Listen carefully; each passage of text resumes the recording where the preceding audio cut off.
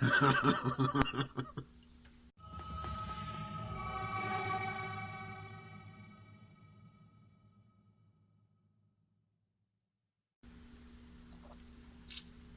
everybody, note the hair. Probably an ill-advised video to make. Haven't given it nearly enough thought, but wow. Woke up today, asked the robot for the news. It should come as no surprise. Really, it should come as no surprise, but I just simply wasn't expecting. And I'm somebody who, I'm old enough to have pretty vivid memories of the 2000 presidential election. I never expected that there wouldn't be Iowa caucus results this morning. Or that this is the best part. I mean, there's so many parts that are the best part. Pete Buttigieg declaring victory. The company that makes the app being called Shadow. It's like, what? Was Spectre taken? Or Wraith? Oh my goodness. It's like the year 2020 is trying to keep a straight face. It's trying not to tip its hand. But inwardly, it's just rubbing its hands. It's like, oh, you think this is good? Oh 2020. That's right, Mocha. So, last night, this is so good. Last night there was a special meeting of the Bellows Falls trustees, our super local government. And as I do, I went down there on behalf of the local cable access. It's not cable access exactly. I don't know what you call it. It's a TV station that I work for. To shoot video. And the chief of police stepped down a little while ago. Actually, a little while ago, like a couple months ago, he took paid vacation, paid leave, whatever. When he'd used up all of his paid, I don't have to come to work time, then he resigned. So the village appointed the current fire chief to be the acting police chief.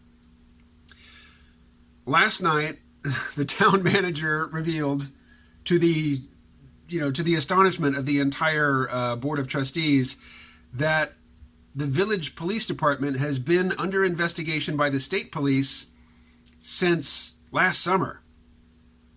Nobody knew. The town manager knew. I don't know. So the town manager wanted the acting chief right now, who is also the full-time fire chief, to continue in his job, to continue in this role as acting chief while they seek out a new chief of police. He refused. He said, and also it came to light, basically people showed up at this meeting for public comment to, hint or to talk around or to make reference to some event or situation which is supposedly known, but they wouldn't explicitly state, about, a situation involving the outgoing chief of police and the woman he's living with and possible misdeeds that they have conducted together. All very vague and cryptic. And then the current, acting chief, who's also the fire chief, he gets up and he's on camera, and this is all, it was, I was behind the camera. It was going out live on YouTube. It'll be up on the Fact 8 TV website today. It is a hoot and a must watch. But he basically said, I do not want to be associated with the police department of this village, period. And, a select board member, not a select board, a trustee asked, when will the change take effect? And the town manager shrugs, is like, well, I guess I'll, issue a memo in the morning and that'll make it official. But, the guy who is currently in the job said, I am so done. And then they asked him, a trustee asked him, well, will you continue as fire chief? And he said, sure. Anyway, That's local drama. Means nothing to you unless you live here, but man. Oh, I won't go on. I won't go on. I'm in a book. James Howard Kunstler, the author of The Long Emergency and The Geography of Nowhere, has written a new book called Living in the Long Emergency. And there's a longer title. I have it on Kindle. The publisher sent me a copy on Kindle. And there is a chapter about me called, and I don't have it committed to memory. I have certain words of it committed to memory, but here, it's on screen. That's the chapter title.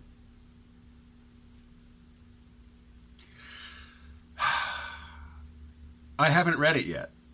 I'm reading the book from the beginning because I really enjoy reading Jim Kunstler's books, and I want, when I get to the chapter about me, I want it to be in the context of having read the whole book, or up to that point. I'm the last interview in the book. The book is in 3 sections. The first section is, yeah, I know back in 2005 I published a book saying the world's about to end, and it didn't. Here's why. It's still going to end, but here's why it didn't end on schedule. Second section of the book, the middle section, is a series of character sketches, biographical portraits of various people that Jim Kunstler knows who are living the dream in the midst of slow motion collapse. And I'm the last interview in the book, although I think I was the first one that he recorded. Now, I've only read the first 2 chapters, and both of those seem to be based on single interviews, but I've known Jim for a decade, so I have no idea. I mean, I've read the first page of my chapter, which describes our first meeting face-to-face in Austin, Texas in 2008. So who knows? Who knows what biographical details will make it into the final. Well, Jim knows, and I guess the people who have posted reviews on Amazon know. I don't know. Anyway, here's the book. It looks like on Amazon as if the book hasn't been released yet, and yet people are reviewing it. I don't know. But if you want to know more about me, and I can't say it's an unauthorized portrait of me, because I did agree to it. I did provide an interview for it. And I don't know what it says. I'm curious, but not so curious that I'm dropping everything to burn through the book to get to my chapter. Although I did do something last night that I haven't done in forever, and it was good to get back to it. I spent about 3 hours reading a book in sequence, not listening to an audiobook. Now, it wasn't a paper book. I was reading it on Kindle, but still.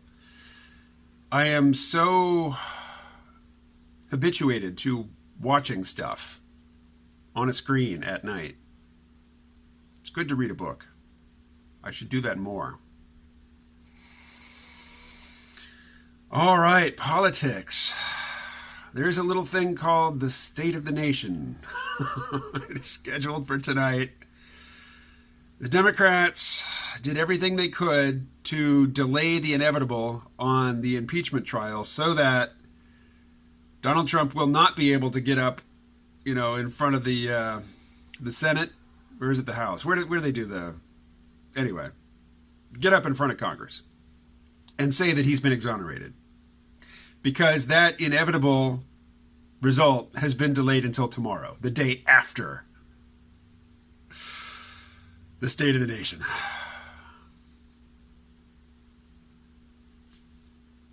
Can you hear it? That is 2020 just cackling, knowing what it has in store for us.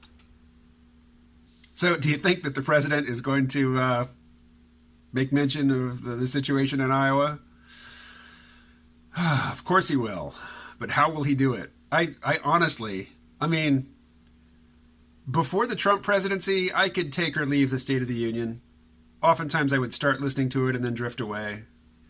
Oftentimes I would forget that it was happening and just, catch the recap on NPR the next day.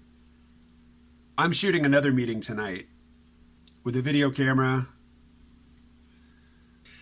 Hopefully it'll be over by 9 and I can be home in time to to watch or listen to at least the State of the Union. It will be awkward if I'm listening to the State of the Union through earbuds while I'm at another meeting.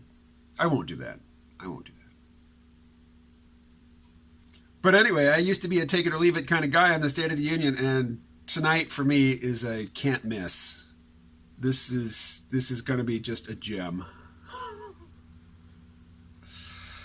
Whew, 2020.